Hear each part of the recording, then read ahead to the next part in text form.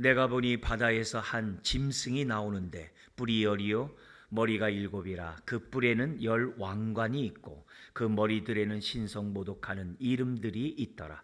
내가 본 짐승은 표범과 비슷하고 그 발은 곰의 발 같고 그 입은 사자의 입 같은데 용이 자기의 능력과 보좌와 큰 권세를 그에게 주었더라. 그의 머리 하나가 상하여 죽게 된 것 같더니 그 죽게 되었던 상처가 나음에 온 땅이 놀랍게 여겨 짐승을 따르고 용이 짐승에게 권세를 주므로 용에게 경배하며 짐승에게 경배하여 이르되 누가 이 짐승과 같으냐 누가 능히 이와 더불어 싸우리요 하더라. 또 짐승이 과장되고 신성모독을 말하는 입을 받고 또 42달 동안 일할 권세를 받으니라. 짐승이 입을 벌려 하나님을 향하여 비방하되 그의 이름과 그의 장막 곧 하늘에 사는 자들을 비방하더라. 또 권세를 받아 성도들과 싸워 이기게 되고 각 족속과 백성과 방언과 나라를 다스리는 권세를 받으니 죽임을 당한 어린 양의 생명책에 창세 이후로 이름이 기록되지 못하고 이 땅에 사는 자들은 다 그 짐승에게 경배하리라. 누구든지 귀가 있거든 들을지어다. 사로잡힐 자는 사로잡혀갈 것이요 칼에 죽을 자는 마땅히 칼에 죽을 것이니 성도들의 인내와 믿음이 여기 있느니라. 아멘. 아멘. 지금 우리가 13장을 보고 있는데요. 12장에서부터 14장까지는 이렇게 통시적으로 봐야 됩니다. 그래서 우리가 이제 15장에 마지막 이제 대접 심판이 있지 않습니까? 그 대접 심판을 이렇게 설명하기 전에 지금 12장에서부터 14장까지 7개의 환상을 통하여 이 세상이 인과 나팔과 대접의 심판이 쏟아질 때 하나님의 백성은 어떻게 되느냐 궁금하잖아요. 마지막 시대를 살아가는 하나님의 교회는 어떻게 될 거냐 이게 궁금하잖아요. 거기에 대한 답변을 그 당시 초대교회 성도뿐만 아니라 오늘 이 마지막을 살아가는 저와 여러분들에게 너무나도 궁금한 그 답을 해결해 주는 것이 지금 12장에서부터 14장까지 이렇게 7개의 환상을 통해 계시록은 7이라는 숫자를 항상 이렇게 강조하거든요. 그리고 하나 부족한 6이라는 숫자는 이 세상의 숫자고 세상 가치관의 그 부족함을 얘기하고 또 666이라는 그 어둠의 영과도 연관된 그런 숫자예요. 항상 뭔가 부족해요. 세상과 이 7과의 이런 싸움도 다 이렇게 연결되어 있는 그러한 부분이거든요. 근데 요 7개의 그러한 환상을 통해서 뭘 얘기하냐면은 이 인 심판이 있었고 나팔 심판이 있었거든요. 근데 인 심판 그 중간에서는 뭐냐면 하나님이 인침을 받은 자기의 자녀들을 지켜보호 주신다고 하는 그 약속을 하셨어요. 근데 요 나팔 심판에서 그 삽입 구절에서는 무슨 얘기가 나오냐면은 하나님의 돌보심을 받는다고 해서 나 이따 가만히 있다가 천국 가면 되겠네. 그게 아니라 우리가 증인의 삶을 살아야 한다는 거예요. 그래서 성령을 부어주신 거예요. 그래서 권능을 받고 딴 것까지로 내 증인이 되라고 하신 거예요. 그래서 내가 안전하다는 이 확신 속에서 우리는 뭐 해야 되냐? 아직 하나님의 은혜를 받지 못하고 그 빛을 받지 못한 자들에게 복음을 전해야 될 사명이 있는 거예요. 그래서 증인의 삶을 살아라 이렇게요. 그러면 증인의 삶을 살라는 그게 10장과 11장이에요. 요 계시록 10장 11장이에요. 그럼 증인의 삶을 살려다 보면 뭐가 있어요? 이 세상에 666이 지배하는 이 세상 속에 어둠의 영들과 싸워야 되잖아요. 싸우니까 자연스럽게 뭐가 있는 거예요? 박해가 있는 거예요. 핍박이 있는 거예요. 순교가 있는 거예요. 어려움이 있는 거예요. 그렇지만 그렇다 할지라도 그건 일시적이고 제한적이고 다 이 땅에서만 있는 일들이에요. 그거는 잠깐의 고난에 불과하다고 베드로가 얘기를 해요. 그러면서 뭐라고 얘기하냐면 그런 핍박이 있다 할지라도 너가 이 증인의 삶을 살아가면서 너희는 넉넉히 그것을 감당할 할 수 있을 뿐만이 아니라 넉넉히 이긴다는 거예요. 그 두 가지를 얘기를 해요. 그래서 여기 12장에서는 넉넉히 이기는 증인의 무기가 있어요. 그게 뭐였죠? 우리 12장에 이거 외우셔야 됩니다. 요거는 이런 구절은 우리가 이 땅에 꼭 필요한 12장 거기 뭐냐면 11절에 딱 돼 있어요. 우리의 무기가 있어요. 우리 바울은 에베소서에서 성령의 검, 전신갑주와 성령의 검 얘기했죠. 기억나죠? 그거 아시죠?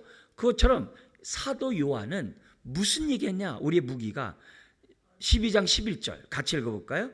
또 우리 형제들이 어린 양의 피와 자기들이 증언하는 말씀으로써 그를 이겼으니. 누굴 이겼어요? 용을 이긴 거예요. 원사탄 마귀를 이겼다 이 말이에요. 그러니까 우리들의 영적인 무기가 이 성령의 검인데, 구체적으로 그 성령의 검이 뭐냐? 어린 양의 피, 할렐루야, 보혈의 능력, 십자가의 그 놀라운 그 능력, 십자가에 나타난 하나님의 그 놀라운 그 사랑, 그 생명, 그걸 우리가 뭐예요? 믿고 증거하고 있잖아요. 그게 우리의 무기예요. 그게 성령의 검이에요. 그게 성령의 검이에요. 근데 그런 성령의 검으로 사단과 능히 이기지만 우리가 때로는 어떻게 해야 돼요? 여우에게 속아가지고 우리가 정욕 가운데 세상을 사랑하는 가운데 빠져나갈 때도 있고 빠질 때도 있고, 반면에 어때요? 사자같이 우는 사자같이 이렇게 겁을 주려고 했을 때 내가 어떻게 돼요? 굳건한 믿음을 갖지 못해가지고 두렵고 막 이렇게 하면서 무서워서 그 핍박 가운데 내가 막 이렇게 힘들어할 수 있는 두 가지 그런 일들이 있잖아요. 안팎에 유혹과 핍박이 올 수 있잖아요. 그렇다 할지라도 뭐 하라는 거예요? 지금 이 성경은, 오늘 이 13장은 우리에게 귀중한 모습을 줘요. 그런 것들이 온다 하더라도 인내와 믿음으로 감당하라는 거예요. 그게 이제 오늘 이 13장에서 강조하는 내용이에요. 그래서 우리가 신앙생활하면서 이런 말 하잖아요. 내 위치를 지켜서 내가 있는 그곳에서 하나님을 경외하고 주의 말씀 가운데 순종하면 등대가 세상을 밝히듯이, 등대가 사람을 살리고 인도하듯이, 내가 있는 그곳에서 내가 정말 이렇게 살아남는다는 표현은 좀 너무 소극적인 의미입니다만, 내가 있는 곳에서 믿음의 삶을 온전히 살아가면 그 자체가 뭐예요? 빛이에요. 빛. 그 자체가. 그래서 인내와 믿음으로 내가 있는 그곳에서 살아나는 것도 순종이고, 그것도 능력이고, 그것도 내가 어떻게 해야 돼요? 그럼으로 인해서 내가 적극적으로 증인의 삶을 살아갈 수 있는 원동력이 된다는 거예요. 그래서 우리가 이 마지막 때를 살아가는 우리들이 12장에서는, 물론 이제 10장과 11장에서는 뭐예요? 능히 인침을 받은 우리들의 하나님의 보호 속에서 우리는 증인의 삶을 살면서 넉넉히 이길 것이다. 근데 저항이 있을 거다, 핍박이 있을 거다, 유혹이 있을 거다. 그러나 그때마다 우리는 어떻게 돼요? 내가 있는 곳에서 영적 전쟁으로, 보혈의 능력으로, 예수 그리스도의 어린 양의 피로서 우리들이 영적 전쟁에서 우리들이 승리하고, 그런 삶에 얼마나 힘들고 어렵겠어요. 그러니까 뭐가 있어야 돼요? 인내와 믿음이 있어야 하는 거죠. 그래서 옥토밭이 저절로 30배, 60배, 100배의 결실을 맺는 게 아니에요. 열매를 맺을 수 있는 것은 네 가지 밭 중에 하나의 밭밖에 없어요. 길과 열매 못 맺어요. 말씀을 들어도 튕겨나갈 때 사단이 다 믿지 못하도록 다 뺏어갔다고 그랬어요. 성경은. 반면에 예수를 믿는다고 하는데 돌짝밭에 떨어진 씨앗이 있어요. 하나님 말씀을 들을 때문에 좋은 것만 아멘하고 나에게 유익되는 것만 할렐루야 하다가 환난과 핍박과 어려운 일을 만나면 뿌리가 깊지 못함으로 금방 넘어가는, 돌아서 버리는 그런 마음밭도 있거든요. 반면에 신앙생활 열심히 하고 예배도 열심히 드리고 주님을 막 하는데 그 마음이 천국이 아니야. 천국이 아니란 말은 주님의 내 안에서 주인이 되지를 못해. 주님의 임재 속에서 주님의 뜻 가운데 살지를 못해. 그래서 내 마음이 주님의 다스림이 있어야 되는데, 그래야 샬롬 평안이 오는데 그러지 못해. 여러 가지 염려와 걱정과 두려움과 내일에 대한 여러 가지 복잡한 생각들, 앞으로 어떻게 살아가지? 이런 너무 많은 게. 그 가장 대표적인 게 뭐예요? 성경이 뭐래요? 가시덤불에 떨어진 그 씨앗에 대해서 뭐라고 그래? 그 가시덤불이 제일 강조되는 게 뭐냐면 돈이에요. 돈. 그리고 세상에 대해서 사랑하고 쾌락 이런 것들을 생각하는 거. 그리고 또 뭐예요? 염려거리들. 수많은 염려가 열매를 맺지 못하게 한다는 거예요. 이게 다 옥토밭이 아니에요. 근데 옥토밭은 뭐라고 그랬어요? 거기에요? 인내함으로 결실하는 거. 그 인내함으로 결실하는 자가 30배, 60배, 100배. 결국 우리가 영적 전쟁하는 데서 중요한 게 뭐냐면 그 인내. 여기 나오는 인내와 믿음. 그러니까 믿음으로 말미암는 인내라고 이해하면 되겠죠. 그 인내. 그래서 우리들이 인내함으로 내 위치를 지키고, 인내함으로 뒤를 돌아보지 않고, 인내함으로 내가 있는 그곳에서 증인의 삶을 살아간다고 한다면, 그거는 2장과 3장에 뭐라고 그랬어요? 7교회를 얘기하면서 이기는 자에게 이런 축복을 주겠다 약속하셨잖아요. 그 약속을 얻는 저와 여러분들이 된다는 거예요. 그런데 이미 우리는 온전한 믿음을 갖고 있으면 이기는 거는 다 정해져 있어요. 이미 정해져 있다는 거죠. 그걸 우리들에게 보여주면서 우리에게 지금 다시금 준비하고, 또 어떻게 해요? 마음에 굳건한 믿음을 줘서 이 말세를 잘 우리가 빛을 발하며 살아갈 것을 위로하고 권면하고 힘을 주는 것이 12장, 13장, 14장이에요. 이해됐죠? 그 그림을 딱 그리고 오늘 이제 우리가 13장에 봐야만 하는 거죠. 우리가 12장의 7개 중에서 3개 환상을 봤죠. 하나는 예수 그리스도가 탄생할 때 죽이려고 했지만 죽일 수 없었다. 하늘에서 전쟁이 미가엘 천사장과 온사탄마귀가 전쟁이 붙었는데 쫓겨났다 패배해서 땅으로. 그래서 이 땅에 어떻게 돼요? 하나님을 믿는 교회와 성도를 사단이 해코지한다. 당연하죠. 하늘에서 쫓겨났으니까. 그래서 이 땅에서 해코지를 갖다가 그러면 어떻게 하냐? 그 방식이 13장이에요. 이해됐죠? 어떻게 교회를 핍박하고 성도들을 아주 원사탄 마귀가 힘들게 하느냐? 13장에 2개의 단락이 나오면서 2개가 등장합니다. 그게 뭐냐면은 1절부터 우리가 10절까지 첫 짐승이 나오고요. 두 번째가 11절부터 18절에 두 번째 짐승이 나와요. 그래서 두 짐승에 관한 얘기가 나오는데 이들은 뭐예요? 교회를 핍박하고, 교회 믿는 이런 사람들을 괴롭히고, 그리고 이들이 이 땅에서 이 땅을 다스리는 권세를 받았대요. 이 땅을 다스리는 권세를 이 원사탄 마귀가 받았다는 거예요. 그게 용이에요, 용. 그리고 그 권세를 누구에게 줬느냐? 첫 번째 짐승에게 쏟아줬어요. 첫 번째 짐승에게. 첫 번째 짐승에게 쏟아줄 뿐만 아니라 두 번째 짐승이 또 나오는데 이 두 번째 짐승에게 첫 번째 짐승이 자기가 받은 그 권세를 두 번째 짐승에 또 다 줘버렸어요. 그래서 두 번째 짐승도 권세를 가지고 힘을 가지고 교회를 핍박하고 세상을 통치한다는 거예요. 근데 요 존재들이 뭐 하는 거야 지금? 삼일체 하나님을 흉내내고 있어요. 흉내내면 다 짝퉁들이에요. 666도 짝퉁이고 다 나오는 거 보면 뭔가 한 끗이 부족해 다. 근데 다 흉내내. 참된 진리를 흉내내. 예수님을 아주 흉내들을 내. 근데 뭔가 부족해. 근데 사람을 유혹할 정도의 권세가 있어요. 그러니까 우상숭배하게 하죠. 그러니까 유혹으로 빠뜨리게 하죠. 그러니까 뭐가 있어요? 그것도 그냥 유혹한 게 아니라 모든 죄에는 뭐가 있어요? 낙이 있대요. 근데 그 낙이 성경 뭐라 그래요? 잠시의 죄악의 낙이래요. 잠시 죄악의 낙. 죄 지으면서 싫어하는 사람은 없잖아요. 잠시 죄악의 낙이 좋아서 거기에 탐닉하고 중독이 되고 빠지는 거잖아요.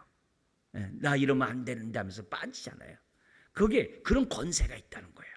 자, 그러면 여기 이제 그림 이해됐죠? 그러니까 용이 패배했는데 지금 뭐냐면 두 짐승이 어디서 오느냐? 하나는 하늘, 또 하나는 어떻게 돼요?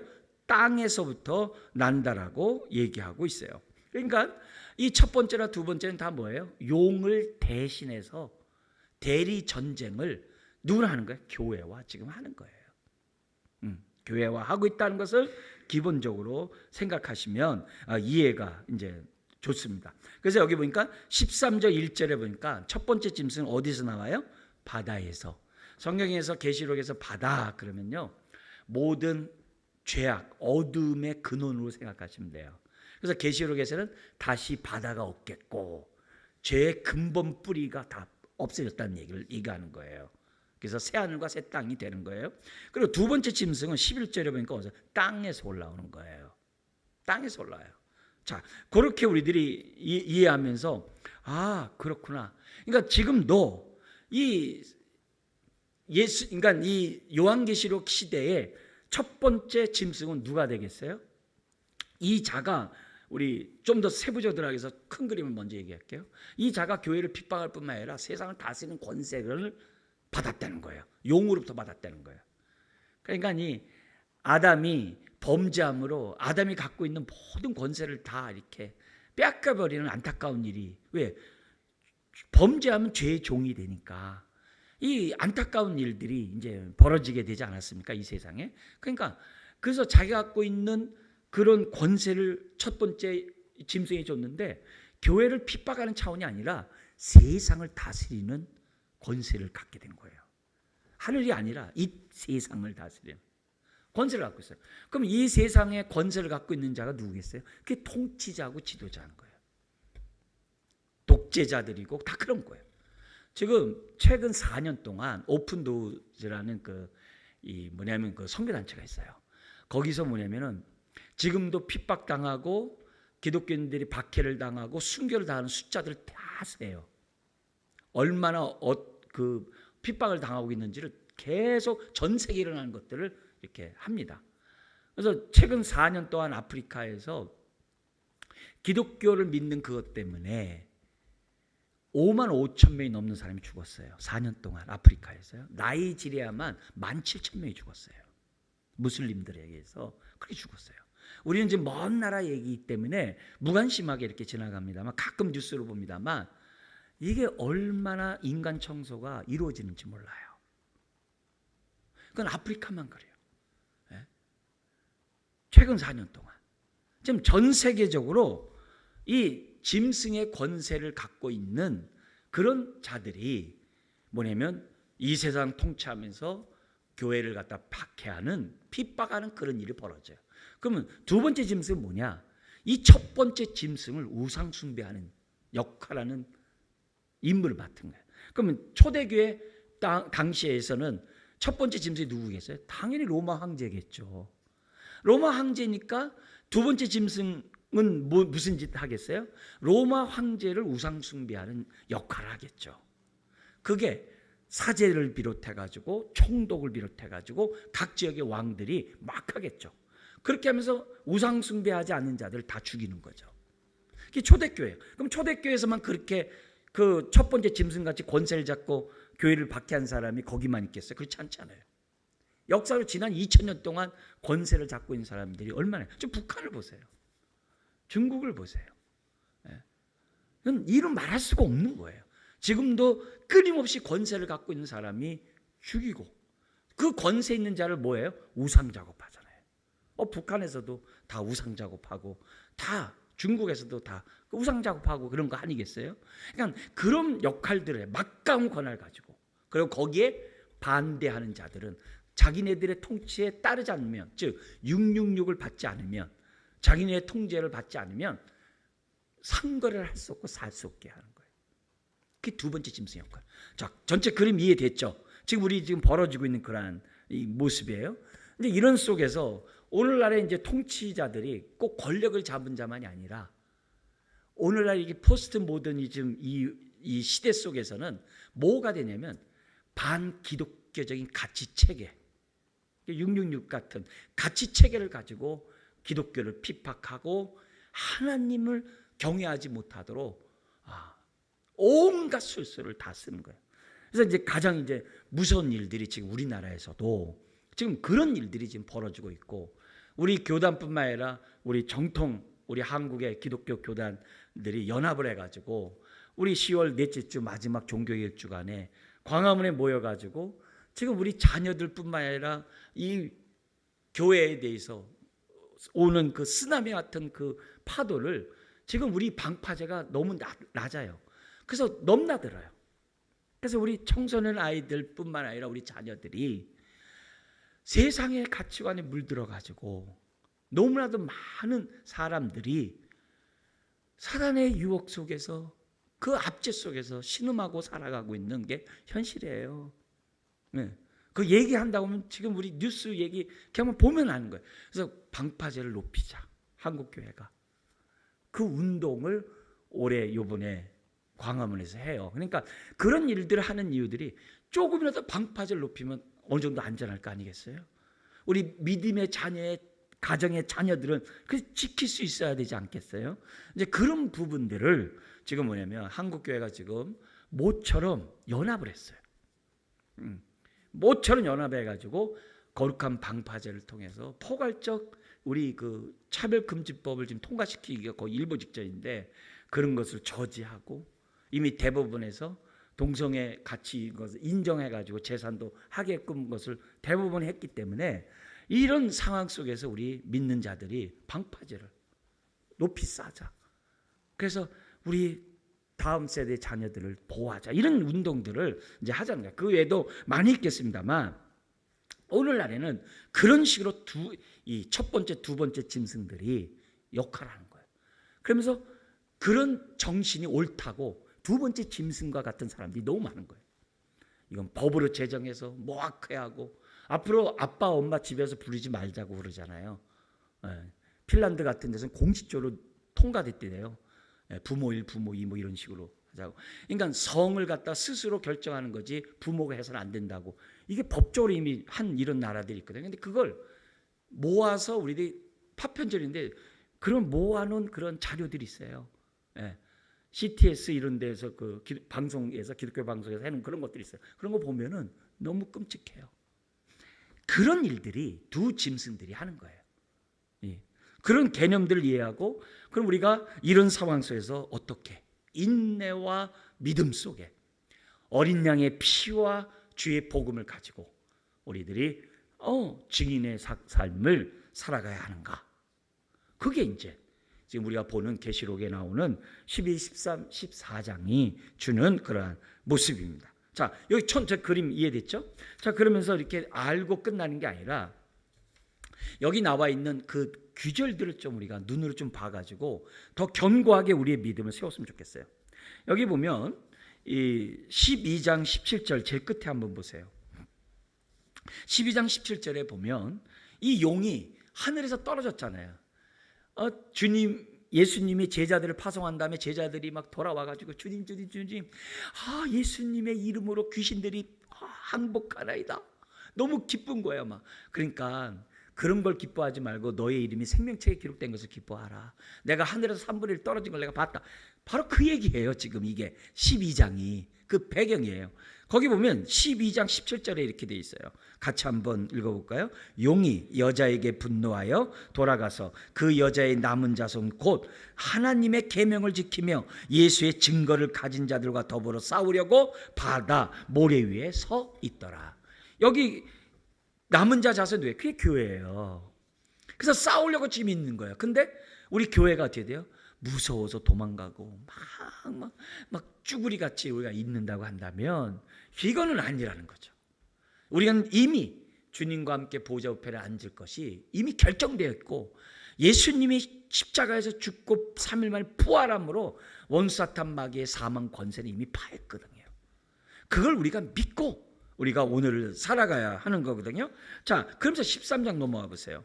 서 있다 그랬어요. 용이 바다 모래 위에 서 있다는 거예요. 이건 뭐냐면 전쟁하기 위해서 서 있는 거예요. 교회와.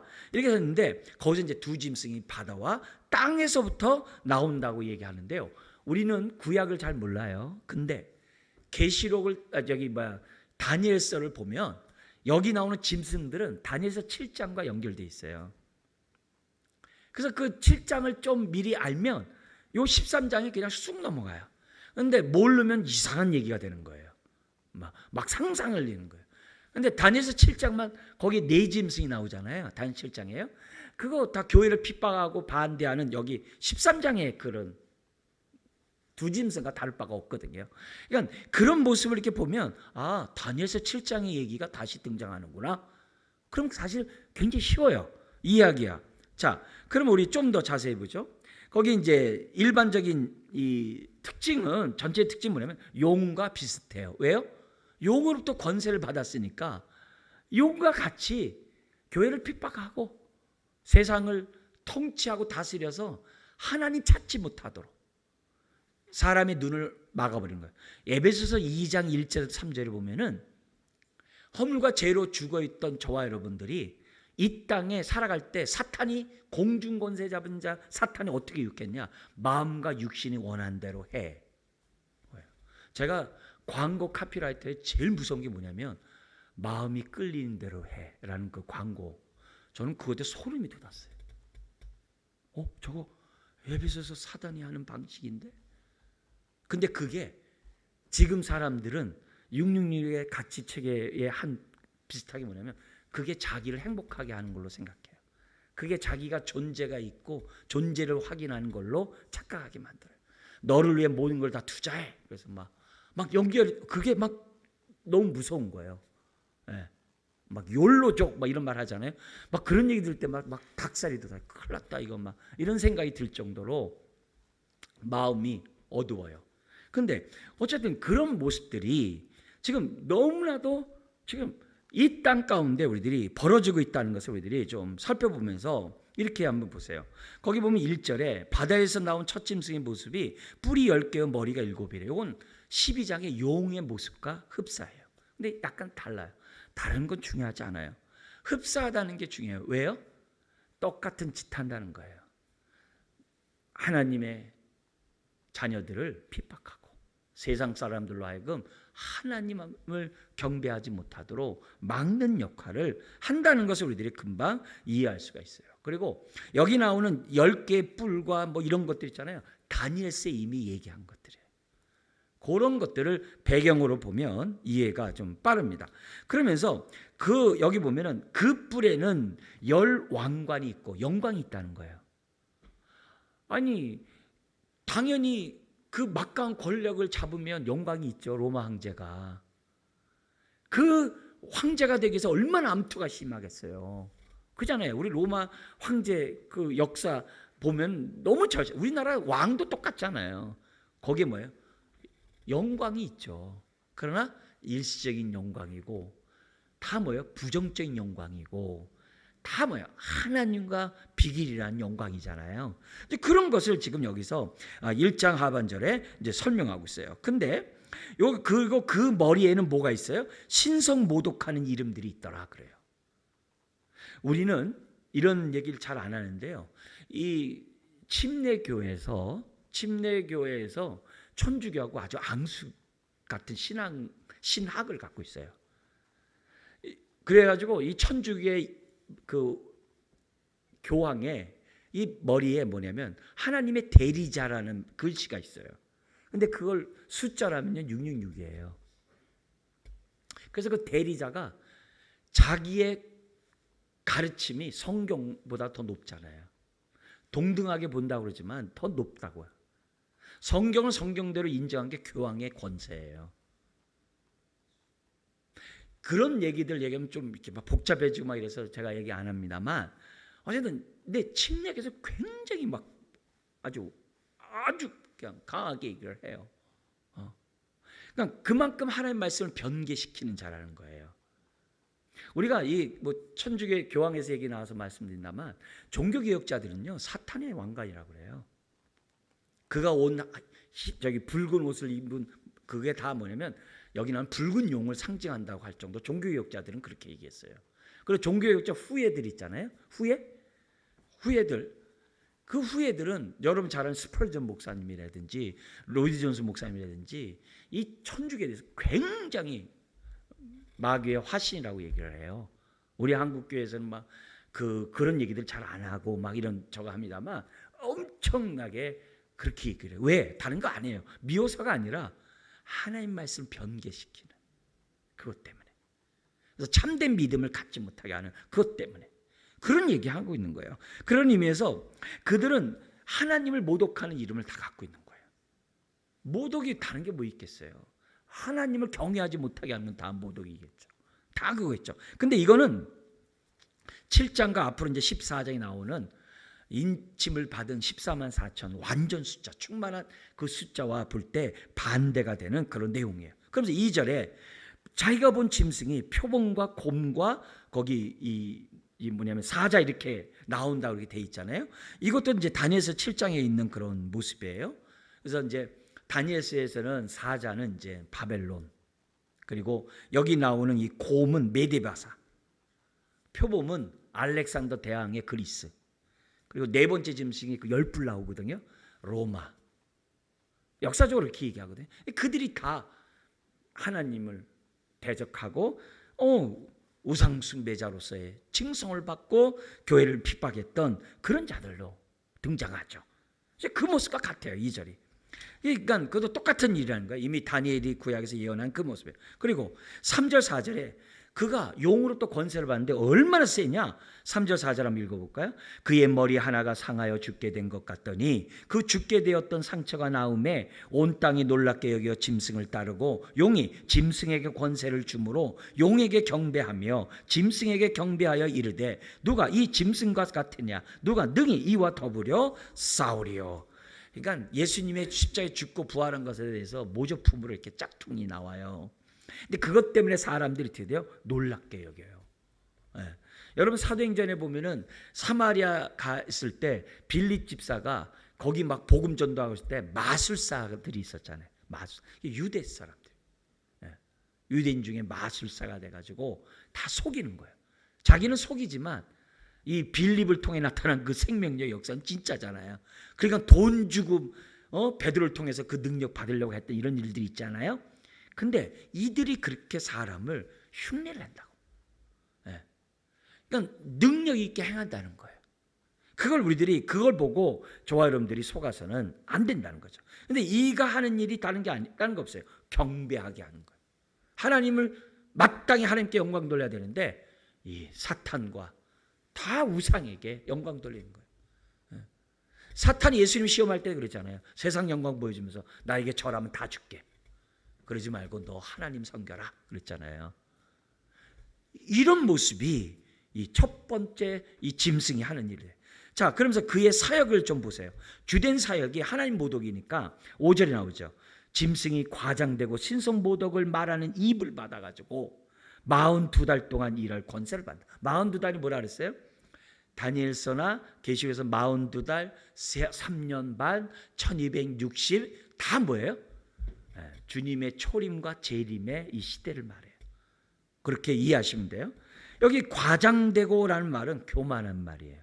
교만하고 신성모독은 다른 게 아니죠. 하나님 모독하는 거죠. 그래서 외국 사람들 보면 욕에다가 하나님하고 예수 이름을 집어넣잖아요. 이런 것들, 이런 모든 것들이 다 끔찍해요. 이미 다니엘서 7장 25절에도 예언된 얘기예요. 자, 그러면서 6절에 보세요. 짐승이 입을 벌려 하나님을 향하여 비방해요. 그의 이름과 그의 장막 곧 하늘에 사는 자들을 비방해요. 그럼 여기 보면 하늘에 사는 자들이 누굴까요? 이미 천국 간 자를 막 욕하겠어요?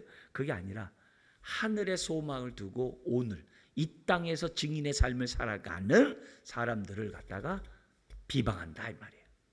그 얘기예요.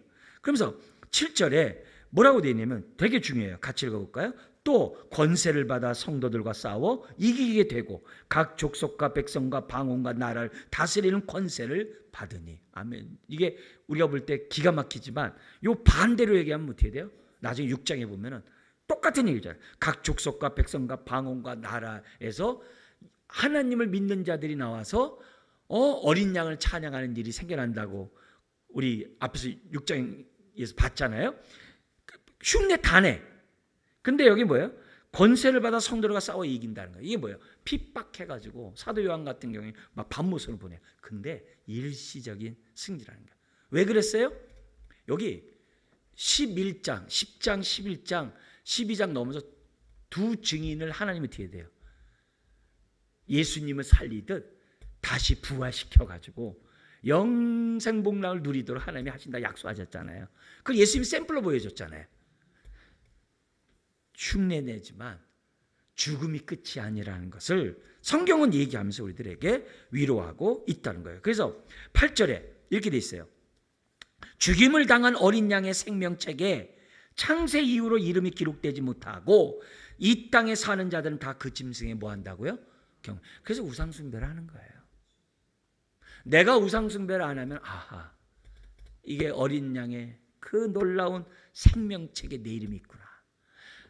영접하는 자 곧 그 이름을 믿는 자들에게는 무슨 권세가 있어요? 하나님의 자녀가 되는 권세가 있다고 그랬잖아요. 우리도 자녀를 출산하면 호적에 올리잖아요. 우리가 어린 양의 피를 믿고 거듭나면 생명책에 이름이 기록된 줄 믿습니다. 여러분, 잉크로 쓴 거는 지울 수 있을런지 몰라도 예수님의 피로 쓴 저와 여러분들의 이름은 지울 수 없어요. 그걸 우리들이 기억하고 어린 양의 생명책에 기록되지 않은 자들은 다 경배한다는 거예요. 왜? 살아가야 되니까. 그러니까 2장 3장에 7교회 했던 그 마지막 말 있잖아요. 누구든지 귀 있거든 들을지어다. 그 말을 또 해요.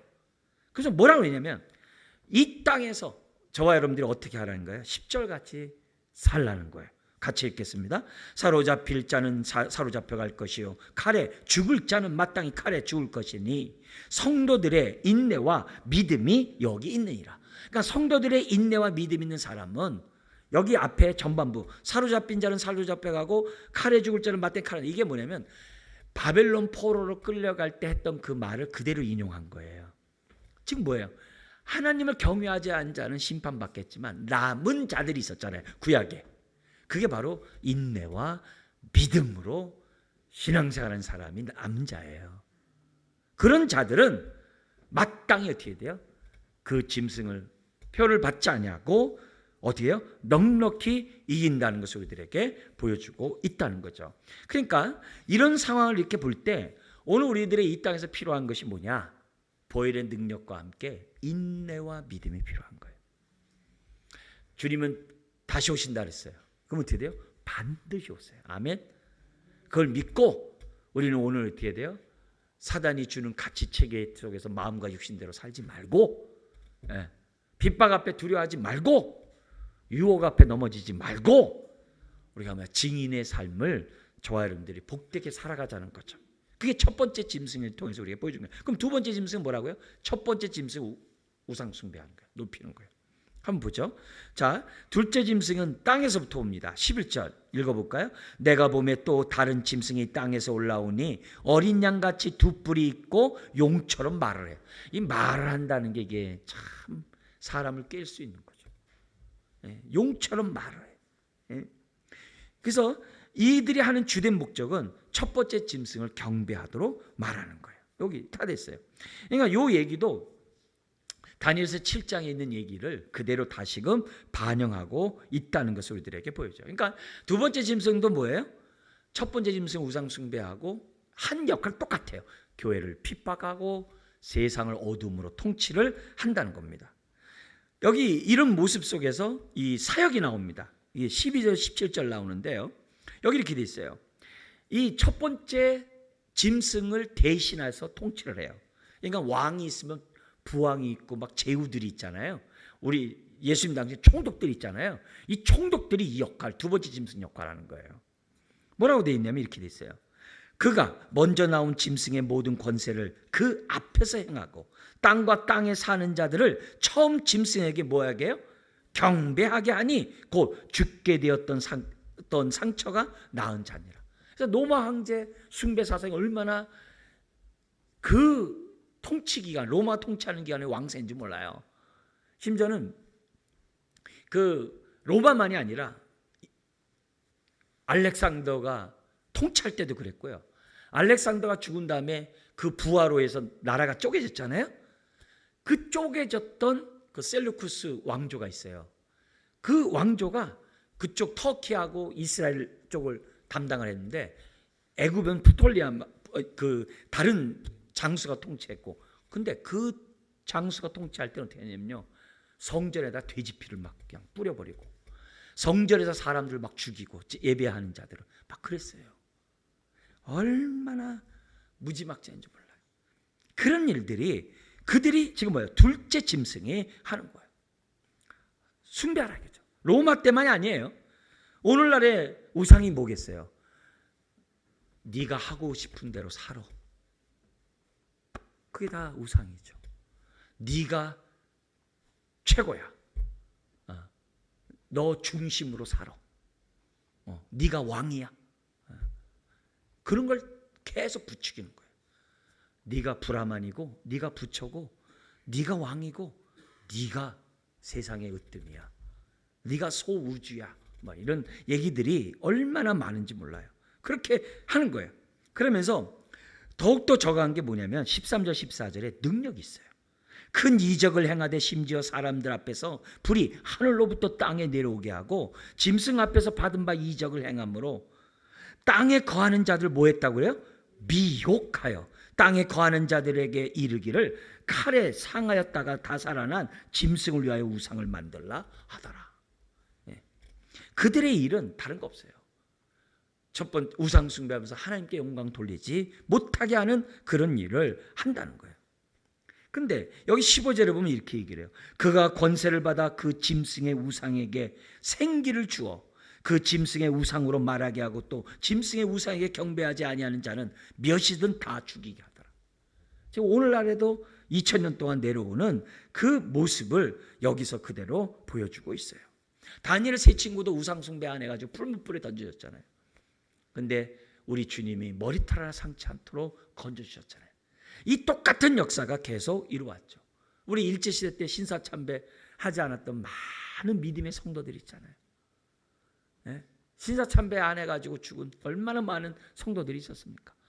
또 북한에서 내려올 때 교회에 핍박할 때 예수 성화에다가 침 뱉고 발로 박잡고 나간 자들을 죽이는 이런 일들이 실질적으로 있는 거 아니겠어요? 이런 일들이 있다는 거예요. 그러면서 16절에 이렇게 얘기해요. 그가 모든 자 곧 작은 자나 큰 자나 부자나 가난한 자나 자유인이나 종들에게 그 오른손이나 이마에 표를 받게 해요. 이마나 오른손. 이게 뭐 또 짝퉁이에요? 이스라엘 사람들 하나님 앞에 안식일을 빼놓고 매일 기도회를 했어요. 집에서 매일 예배를 드렸어요. 그때마다 어떻게 했어요? 이마와 손목에 경문갑을 찾잖아요. 경문갑을 찾잖아요. 테필린이라고 그러잖아요. 그걸 채우면서 늘 기도했거든요. 그 흉내내요. 그 표를 받게 하고. 그러면 17절 누구든지 이 표를 가진 자 외에는 매매를 못하게 하니 이 표는 곧 짐승의 이름이나 그 이름의 수라. 근데 이런 일들이 오늘날 많이 벌어지잖아요. 그러면서 18절 읽어볼까요? 지혜가 여기 있으니 총명한 자는 그 짐승의 수를 세어보라. 그것은 사람의 수니 그의 수는 666이라. 이 표를 했다는 얘기가 뭐예요? 짐승에게 속했다 이 말이에요. 근데 우리는 이미 어떻게 7장과 14장에서요 성령으로 인쳐서 누구에게 속한가요? 우리는 하나님께 속한 줄 믿습니다. 그죠? 그거 이렇게 대조가 돼요. 자, 근데 여기 보면 짐승의 표를 받아야 매매한다고 그랬잖아요. 근데 이게 요한계시록을 쓸 때 그 성도들이 당하고 있었어요. 유대인들은 조합 중심인데요. 유대인이라도 기독교인들은 조합에 들어올 수 없었어요. 산업을 다 빼앗겼어요. 기독교 유대인들은. 그래서 유리하고 다 이렇게 뿔뿔이 카타콤 이런 데 피할 수밖에 없었어요. 매매를 하지 못하게 했어요. 그것만이에요? 유대인만이 아니라 세상이 그렇게 했어요. 뭐냐면 우상에게 가서 절하지 않으면 물건을 살 수가 없었어요. 그 당시에 절했다는 우상을 숭배했다는 그 표가 있어야 돼요. 그래야 매매가 이루어졌다고. 그 당시 그랬다고요. 실질적으로 일어났대요. 근데 여기 보니까 2장 3절에 보면 서머나 2장 거기 보면은 서머나 교회하고 빌라델피아 교회가 나오잖아요. 2장 3장에 두 교회 나오잖아요. 그 핍박이 나와요. 근데 어떤 핍박이 나오냐면요. 거기 보면은 경제적인 제재의 핍박이 나와요. 이미 있었다는 거예요. 그리고 계시록 7장에 주님 이미 죽어가지고 하나님 보좌 앞에 탄식해요. 하나님 빨리 이 땅을 빨리 재림하셔서 이 땅을 빨리 구원해 주세요. 내 가족이 아직 지금 핍박당하고 있어요 하면서 막 하나님 앞에 막 탄식하면서 하나님 보좌 앞에서 막 우는 천상에서 그 모습이 나오잖아요. 거기 나오잖아요.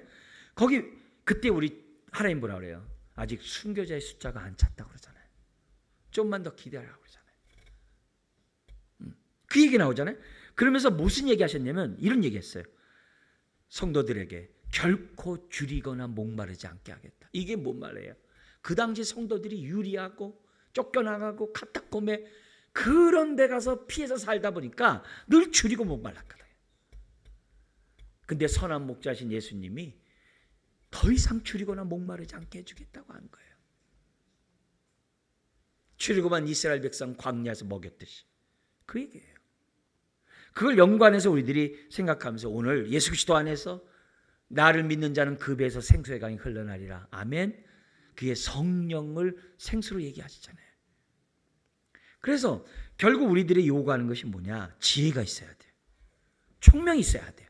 왜요? 이걸 분별해야 되니까. 이걸 주의해야 되니까. 그래서 우리가 요 말씀 속에서 우리가 알아야 될 것은 뭐냐면 원수 사탄 마귀의 괴계를 우습게 여기면 안 돼요. 그들은 권세도 있고요. 그들은 어떻게 돼요? 우리를 핍박한 권세와 능력도 있고요. 이 세상을 통치할 수 있는 권세도 있어요. 그러니까 우리가 너무 우습게 여겨도 안 되지만 너무 두려워해도 안 돼요. 깨어서 우리들이 이기는 자로 우리가 이 땅에서 살아야 한다는 것을 보여주고 있습니다. 사랑하는 성도 여러분, 우선 앞에서 얘기한 것처럼 인침을 받은 주의 자녀들은 어린 양의 보혈의 피를 믿고 제산받고 자녀가 된 자는 주님이 끝까지 놓치지 않고 붙잡고 살려줄 줄 믿습니다.